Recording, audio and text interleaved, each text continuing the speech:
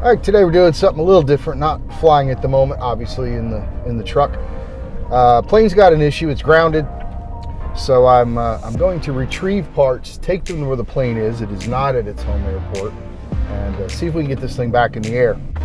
If you own a plane, and if you lease it back especially, then none of this will be new to you. If you don't, then some of this might surprise you. But as a plane owner, I'm also CFI at the school. I like to keep the plane in the air as much as possible. Two reasons. One is the obvious one. It's not making money if it's sitting on the ground. And two, I feel a responsibility to the students, many of which have check rides coming up, and this could disrupt their practice and cause problems if the plane's down for an extended period. So when something happens, I try to get it back up in the air as fast as I can, and I try to be preemptive with the maintenance to make sure things just don't get swept under the rug that could crop up later. So for the past 2 weeks, we've been fighting a oil leak on the number 2 cylinder.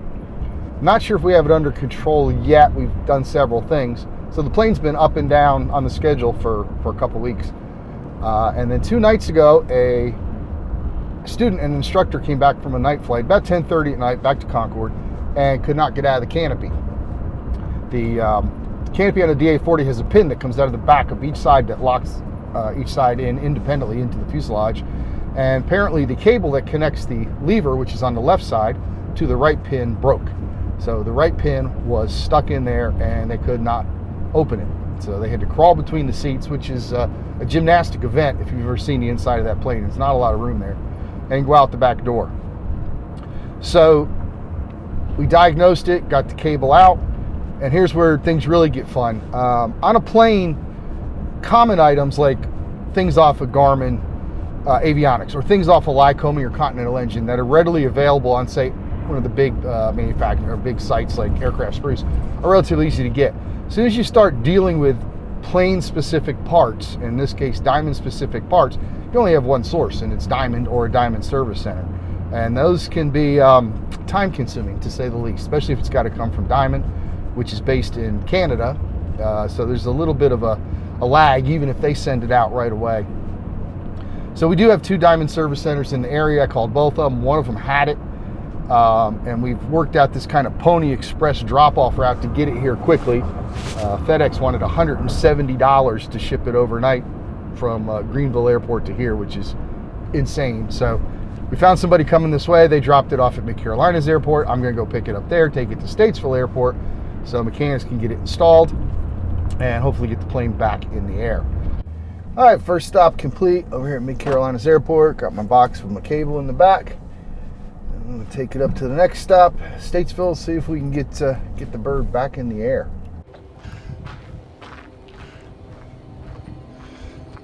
All right, there is the patient waiting for us. All right, and let's see what $600 buys us.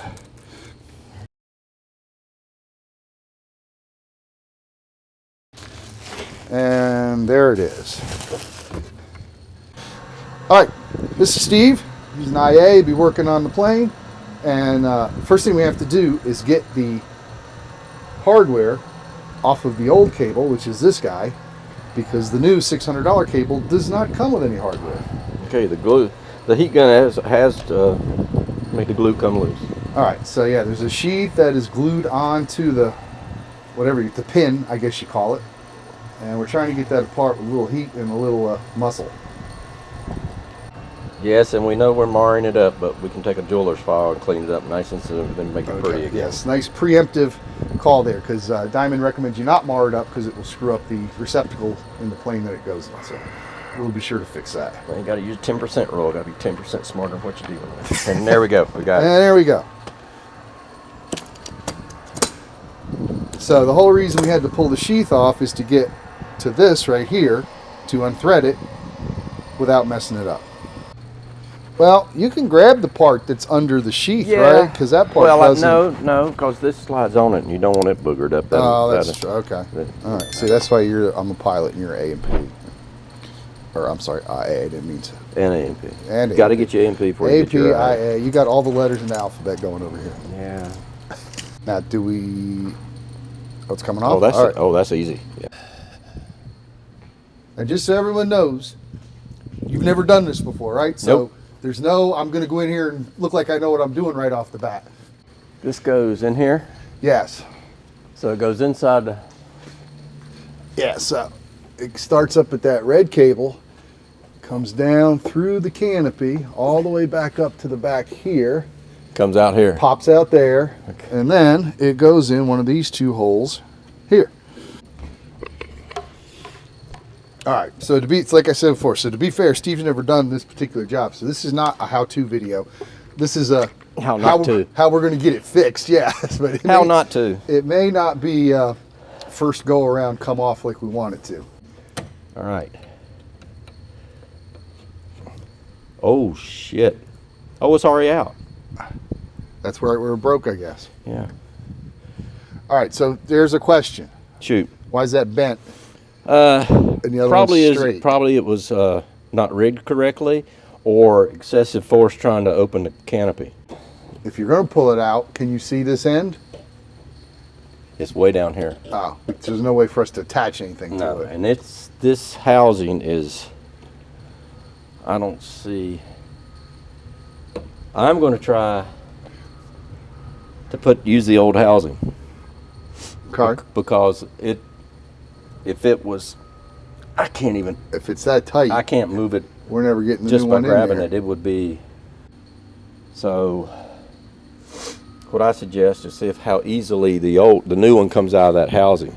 I think he was moving it around pretty easy. Well, if it'd come out, then And we'll lube the inside of that one real good, or we'll lube the cable and just start poking it through. And see the what housing happens. didn't break, it was just the cable. So Yeah. that should be the same. And you got the whole thing out Yeah, so that should be the same as in there.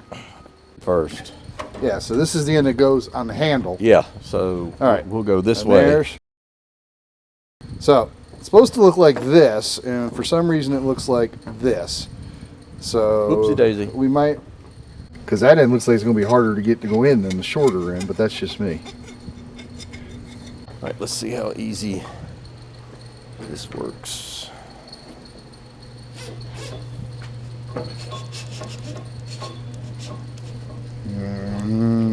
Now, to be fair, that one's turned a little more than what you're going to be dealing with.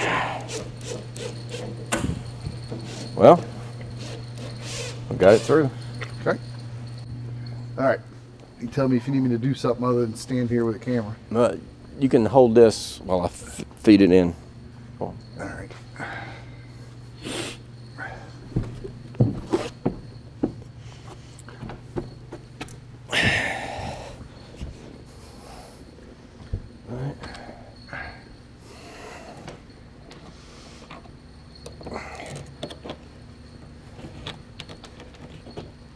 And immediately we hit resistance. Ouch. There's that sharp thing again. No, it's just No go? nope. Not wanting to go. Something is binding. It might be. We might have to make a point on these threads so it'll go, because they're.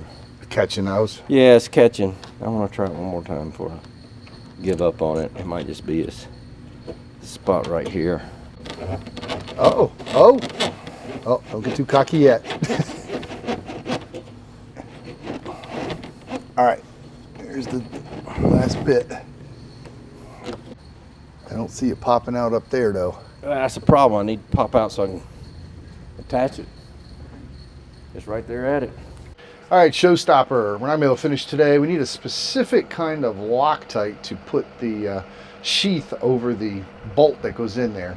It's very specific for cylindrical objects and high temp and heat, so we don't have that. But we'll get it tomorrow, get her finished. So got the hardest part done. Cable's in there, it's just a matter of hooking it up. And it actually wasn't as bad as everyone feared it was going to be. So just one more day delayed where she's not going to be in the air. All right, we're back in business. After some consultation with a few people, found out that we don't really have to have the specific Loctite that Diamond says. It's only holding on this little cover that doesn't really have any structure. So I think we're back in business, going to try to get this thing done. All right, back with Steve. He's come up with a solution. 'Cause that's what he does, master mechanic. All those letters after his name. A-P-I-A, whatever you want to put on there. E-I-E-I-O. So what we have to do now is put the little, there you go. That's the sleeve that was in question, that little guy. And it's just a cover.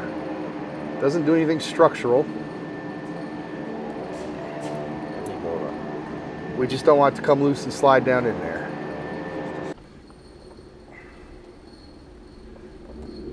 Oh, shit.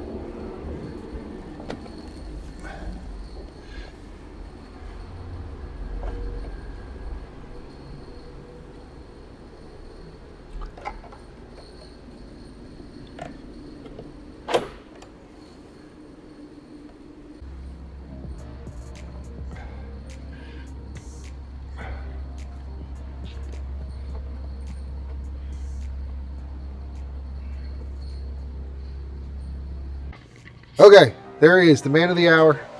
Took a bunch of futzing around, adjusting, swearing, carrying on, but we got her. Yep. Thought we were gonna have to wait till tomorrow, but we got all the right parts, the right Loctite and all that, and she works. Main thing. That's what I got you here for. Cool. I appreciate your help. You're very welcome. All right.